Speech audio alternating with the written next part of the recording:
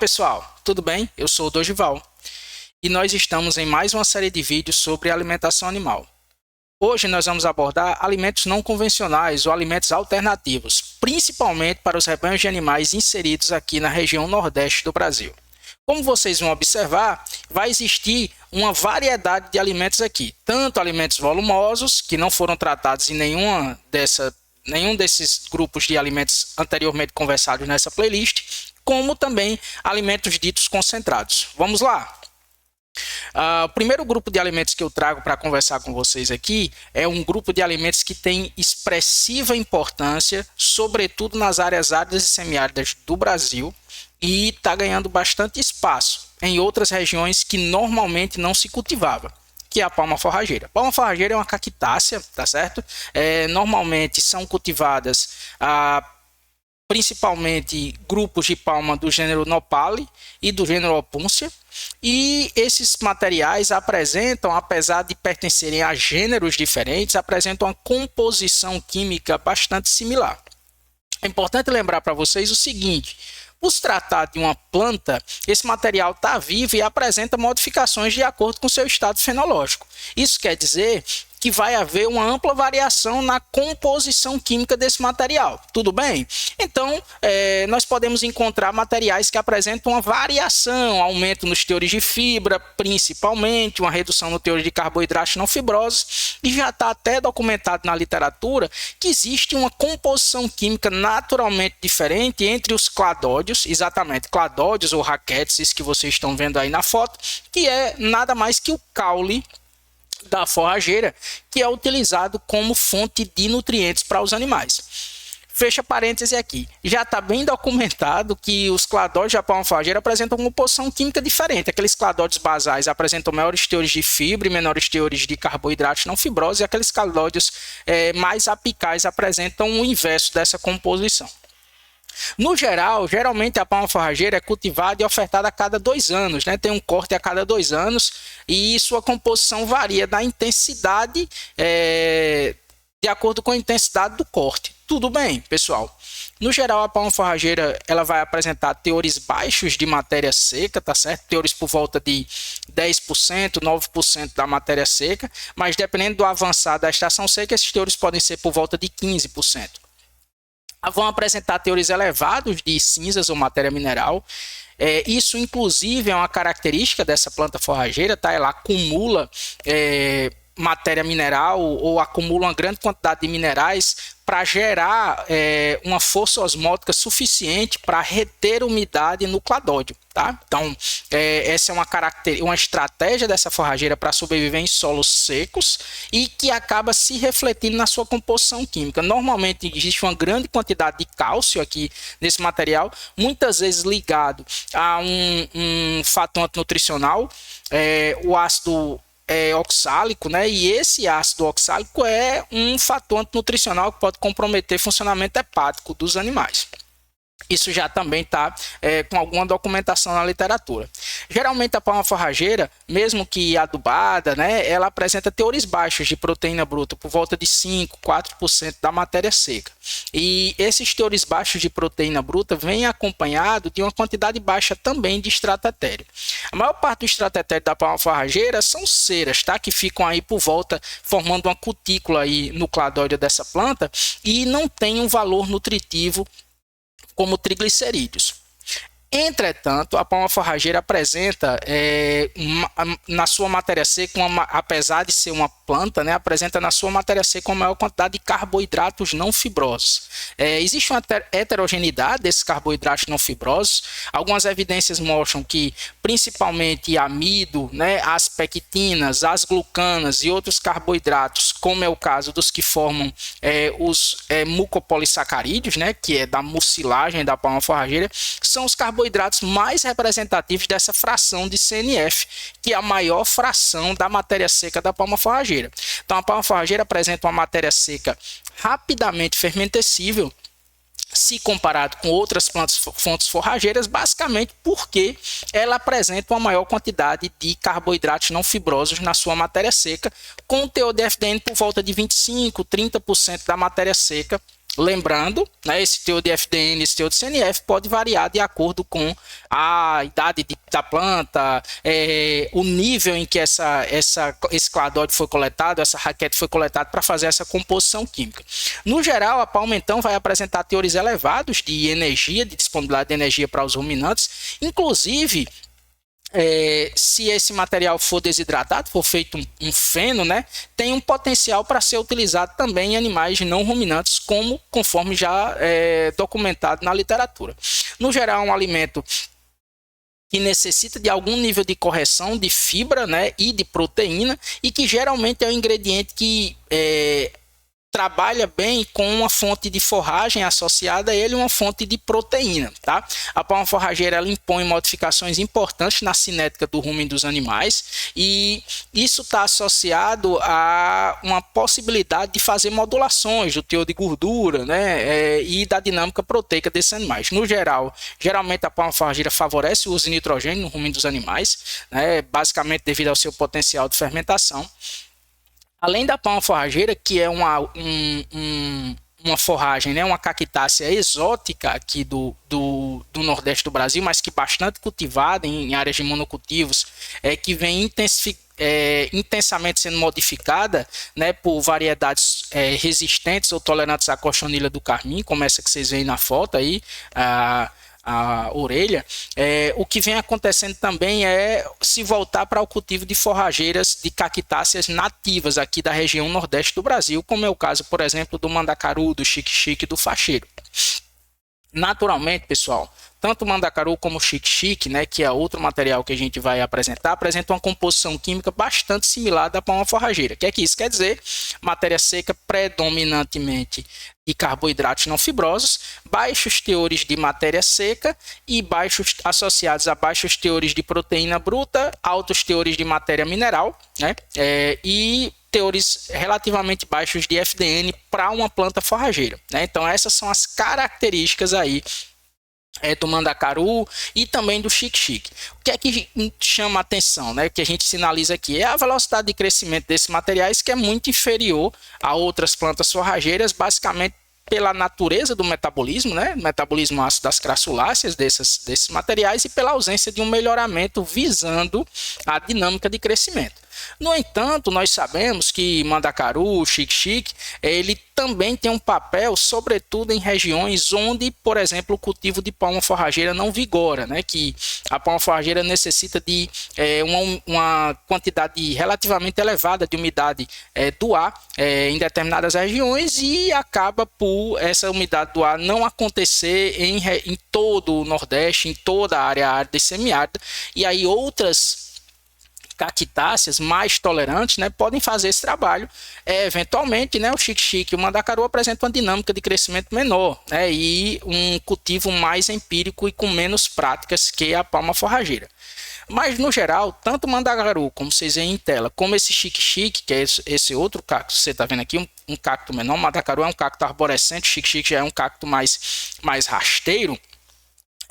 Ambos são armados, né, possuem espinhos, então precisa ser queimado esses espinhos, apesar de ter um cultivado de mandacaru inerme, sem espinho, mas no geral eles vão apresentar como característica principal a composição química muito similar da palma forrageira.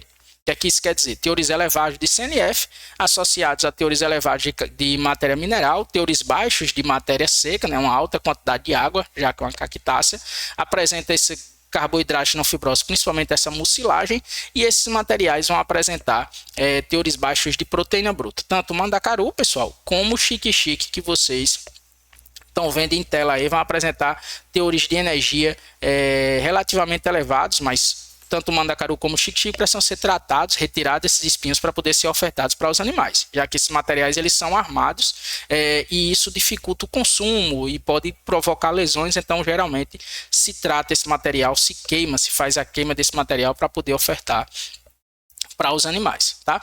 Além disso, uma questão importante é lembrar sempre que esse material, por ser nativo, ele precisa de prática de cultivo, de técnica de cultivo e não simplesmente da extração, né, desse material, já que, por ser uma planta nativa, se for completamente consumida pelos animais, esse material vai começar a se tornar raro, né, e aí a gente vai ter um problema de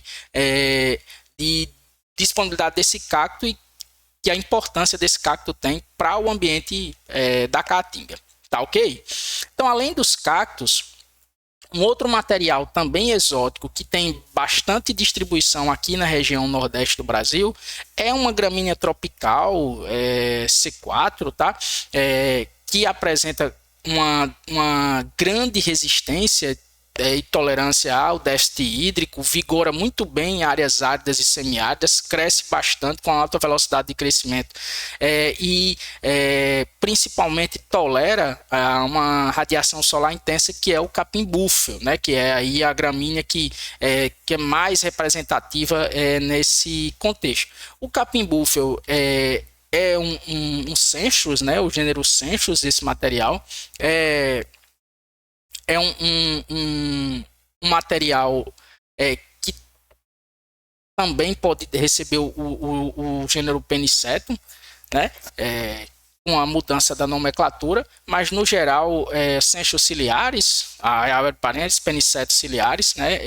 E esse capim búfalo aí é um capim que vai apresentar como característica principal e similar aos outros capins, né, tropicais, ele vai apresentar uma velocidade de crescimento e uma alteração muito rápida da sua composição química, né? Então, conforme ocorre mudança no ciclo fenológico desse material, o que vai ocorrer são incrementos na matéria seca, incrementos na FDN desse material e decréscimos nos teores de carboidrato não fibrose e nos teores de proteína bruta desse material, na medida que esse capim avança do seu ciclo vegetativo para a fase de emborrachamento e dessa, por sua vez, para a fase de frutificação, de floração, que é quando ele expõe então a inflorescência que vocês estão vendo em tela aí. O que vai acontecer é que essas alterações na composição química vão comprometer o uso da energia presente nesse capim, vão elevar o grau de lignificação da parede celular desse material e vão reduzir tanto a degradabilidade, a fração degradável da FDN desse material, como comprometer então o uso desse material pelos animais. Tá? Necessariamente é importante que a gente compreenda que o componente majoritário dos capins tropicais, e não é diferente do capim búfalo, são os teores altos de FDN, tudo bem? Então a gente vai ter teores altos de FDN nesse capim que tendem a se incrementar na medida que a planta avança de idade e que a matéria seca desse capim também tende a se incrementar na medida que a planta avança de idade. Esse material ele vai apresentar teores de carboidratos não fibrosos baixos, que tendem a se reduzir na medida que o ciclo fenológico desse material avança, mas que no momento adequado, na fase de emborrachamento, é uma gramínea que pode ser bastante utilizada pelos animais, basicamente pela tolerância, né? É uma gramínea exótica, é um material que pode inclusive comprometer a biodiversidade de outros capins pelo Brasil e principalmente aqui na região da Caatinga, porque é uma gramínea exótica que vigora muito bem, que tem uma facilidade de dispersão e é um capim que vem avançando principalmente em áreas urbanas, né? A gente encontra bastante esse material. É um material que vem sendo melhorado, existe um programa de melhoramento genético para esse fim, né, de cultivares desse capim, mas no geral esse material ele vai apresentar como composição química, geralmente teores de proteína bruta por volta de 7% da matéria seca, 6 ou 7% da matéria seca, mais de 65% da sua matéria seca vai ser FDN e por volta de 10, 15% da sua matéria seca vai ser CNF. Isso resulta em uma quantidade de disponibilidade de energia por volta de 50% de nutrientes digestíveis totais e por volta de 2 megacal de energia metabolizável por quilo de matéria seca ingerida, né, que é a característica desse capim búfalo. Além desse capim, nós temos também uma série de forrageiras tropicais que dão suporte principalmente em relação ao nível de proteína bruta no nível da disponibilidade de proteína bruta para os rebanhos de ruminantes nas áreas áridas e semiáridas. Esse é o papel dos bancos de proteína, né? Então nós temos lá leucena, glicídia, o feijão guandu, a crotalária, nós temos a cunhã, que são diversas leguminosas, principalmente, né, que apresentam teores elevados de proteína bruta, que podem ser utilizadas tanto para fenação como para ensilagem, e nós estamos ilustrando aí a fenação com o feno de leucena, né, principalmente o folíolo. Vocês estão vendo aí o folíolo, né, os folíolos e as hastes da folha composta da leucena como fonte de nutrientes para os animais. Se vocês observarem aí o folíolo em si, só apenas o folíolo, esse material pode chegar a 26% de proteína bruta. Já com galhos finos, da espessura de uma caneta Bic, né, geralmente a média do feno fica por volta de 16, 18% de proteína bruta. Isso pode muito bem complementar a necessidade de proteína bruta que os micro-organismos ruminais e o próprio animal hospedeiro para o seu metabolismo tem nas épocas secas, né? Então o feno de leucena ele funciona como estratégia para atender o requerimento e o déficit proteico, sobretudo de animais em crescimento. Então, se vocês observarem aí, o feno da leucena ele vai apresentar teores por volta de 16, 18% de proteína bruta, teores por volta de 60%, 65% de carboidratos não fibrosos, de FDN, e teores por volta de 12% de carboidratos não fibrosos. O que chama a atenção, pessoal, é que esse feno de leucena, assim como o feno das outras forrageiras que eu irei falar mais à frente, são forrageiras tropicais, tudo bem? O que é que isso quer dizer? São forrageiras tropicais arbóreas. O que é que isso quer dizer? Quer dizer que às vezes o grau de linificação da parede celular desse material é muito elevado e que o componente majoritário ou mais representativo de uso chega a ser a proteína bruta, já que a FDN desse material é bem comprometida, né, pela incrustação de lignina na celulose. Tá? Então, nesse caso específico, aí o feno de leucena vai apresentar teores por volta de 18%, então o potencial de uso desse material, inclusive, né, quando é só o folíolo, com um excelente concentrado, já que a disponibilidade da proteína bruta das folhas do feno de leucena, né, só o folíolo, é bem interessante e rapidamente degradável. Então, o padrão de fermentação das folhas do feno de leucena é bem interessante. Já o feno de leucena com galhos mais finos apresenta uma quantidade maior de proteína insolúvel em detergente neutro e proteína insolúvel em detergente ácido pela natureza do material, que é bastante variável. Repito para vocês, a composição química é bastante variável, especificamente porque nós temos uma proporção entre parte de folha e parte de colmo ou galhos na planta, né? E isso vai variar bastante a composição. Principalmente teores de FDN vão aumentar quando você tem mais colmo e ou teores de proteína vão aumentar quando você tem mais folhas. Tudo bem, pessoal? Um outro material bem representativo, uma outra leguminosa bem representativa é a glicídia, né? Um material que vegeta muito bem em áreas áridas e semiáridas. A glicídia normalmente se produz o feno, a silagem, e a única diferença aqui do feno e da silagem da glicídia vai ser os teores de matéria seca, que no feno são bem mais altos do que esse que vocês estão vendo em tela, e os teores de proteína bruta, que são um pouco mais baixos, porque se leva em consideração tanto o feno como a silagem da glicídia, o uso também dos colmos, né, dos galhos mais finos, mais delgados. Eu preciso só reforçar para vocês que na medida que a gente insere galho, né, proporcionalmente diminui a quantidade de folha, os teores de proteína vão diminuindo e os teores de FDN vão aumentando. Por quê? Porque a proteína está mais contida nas folhas, nos folíolos dessa planta, enquanto que a FDN e a FDA está mais contida no colmo desses materiais. Tudo bem, pessoal? Então, a silagem de glicídia vai apresentar por volta de 15% de proteína bruta, por volta de 50% de FDN, e com a quantidade de carboidratos não fibrosos bem interessante, de carboidratos não fibrosos residuais bem interessante, por volta de 20%. É um material que apresenta uma possibilidade ampla de variação da sua composição química, tanto por se tratar de uma planta forrageira, que está ligada ao solo e, portanto, experimentando modificações no seu estádio fenológico, como também a depender da quantidade de colmo, de folha e até mesmo do processo de ensilagem, do processo de fenação que é praticado. Então, boas práticas de fenação, boas práticas de ensilagem, associada a boas práticas de corte no momento correto, trabalham, né, geram então uma silagem ou um feno de boa qualidade, né, pelo menos no mínimo de boa qualidade, que é o que a gente espera que aconteça quando a gente oferta esse material.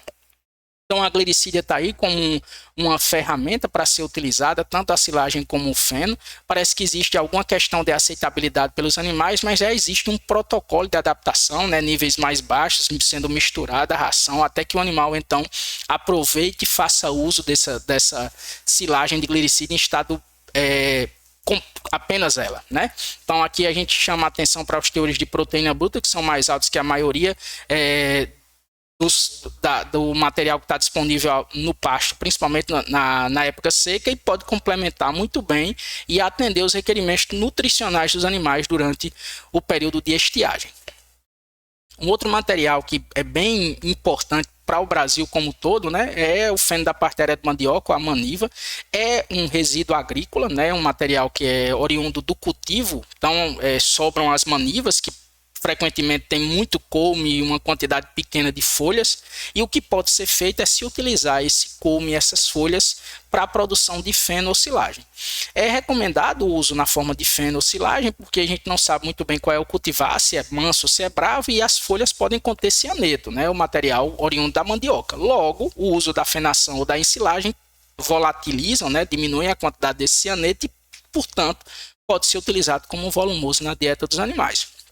O que chama a atenção aqui, que é importante reforçar, é que a composição química desse feno que vocês estão vendo em tela aí, por volta de 10% de proteína bruta, por volta de 58% de FDN, por volta de 21% de CNF, ele é bastante variável de acordo com a proporção de folha e a proporção de colmo, né, que existir na maniva ou na parte aérea da mandioca.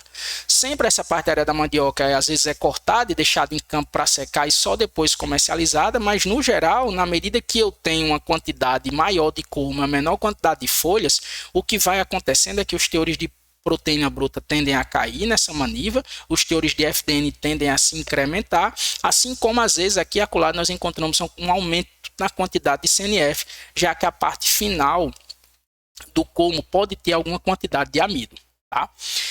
No geral, esse feno da parte aérea ou a silagem da parte aérea, a composição química depende bastante da natureza do material vegetativo, do material original que foi colocado para fazer a fenação e a silagem. No geral, quando a gente tem uma maior participação de folhas, a gente tem então esses teores por volta de 10% de proteína bruta. Tudo bem, pessoal? Com teores por volta de 50% de FDN, 50%, 60% de FDN. Repito para vocês, reforço que isso depende bastante da composição química. Sempre quando você tiver mais folhas, você vai ter um maior teor de proteína bruta, ou então, se você tem então uma maniva, né, e você pode fazer um corte alto desse material no terço superior e no terço médio, e descartar o terço inferior, né? E o terço superior e médio, então, proporcionalmente vão ter uma quantidade de folhas maior em relação ao colme, e isso pode gerar, então, um feno de melhor qualidade. Isso é um exemplo que a gente pode ter em relação à composição química desse material. Bem, depois de falar desses volumosos, nós vamos falar rapidamente de dois alimentos que geralmente são utilizados como concentrados, devido à sua disponibilidade aqui na região, são utilizados como concentrado e têm importância principalmente em áreas áridas e semiáridas, que é o caso da vagem de algaroba. A algaroba é uma leguminosa exótica, não nativa aqui da região Nordeste, mas que vegeta muito bem, principalmente em áreas áridas e semiáridas, em áreas alagadas, de rios e etc. E que é um material que tem uma propagação fantástica.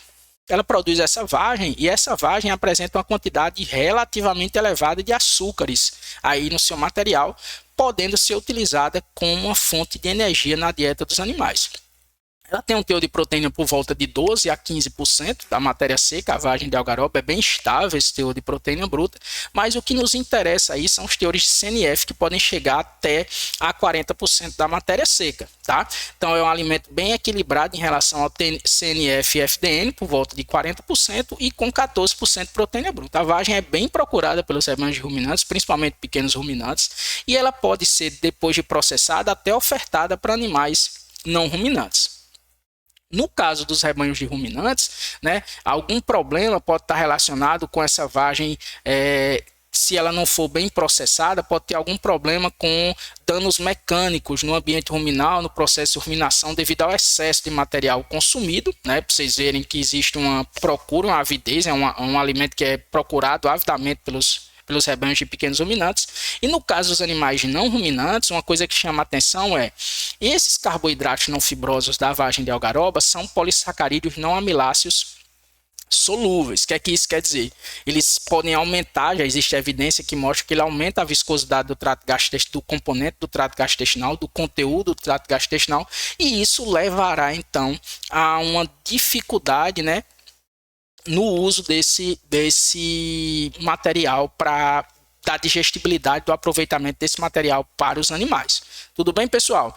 Se vocês olharem, o teor de energia da vagem é bem interessante, então é um alimento que merece atenção como alimento não convencional e estratégico devido à importância que esse material tem e o potencial de uso desse material como eventual substituto do milho, eventualmente, ou de um concentrado energético, eventualmente é um material que vai apresentar teores de carboidratos não fibrosos mais baixos, teores de FDN mais elevados e, portanto, é um material que sempre está associado ao uso nas dietas de ruminantes, tá, pessoal?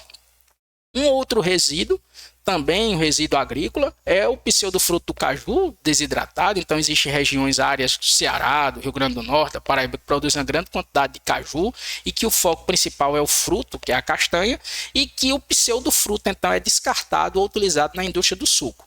Quando esse pseudofruto é descartado ou utilizado na indústria do suco, sobra um subproduto, né, ou o próprio pseudofruto que tem potencial para uso na dieta dos animais.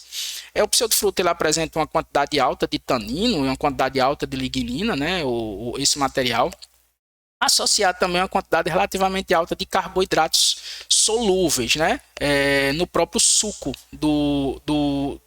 é uma fruta suculenta e apresenta uma quantidade grande aí, de carboidratos solúveis.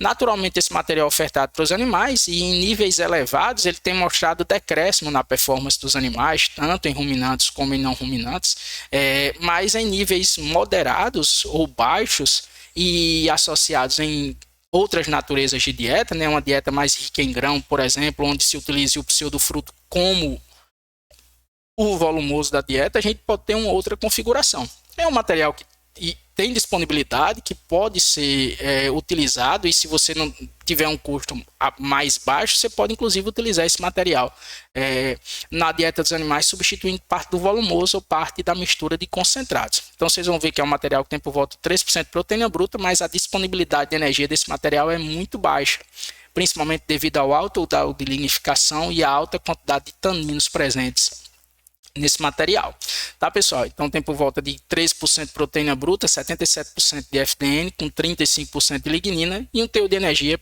baixo por volta de 40%, principalmente devido a uma concentração de fatores antinutricionais, tanto a lignina como o tanino.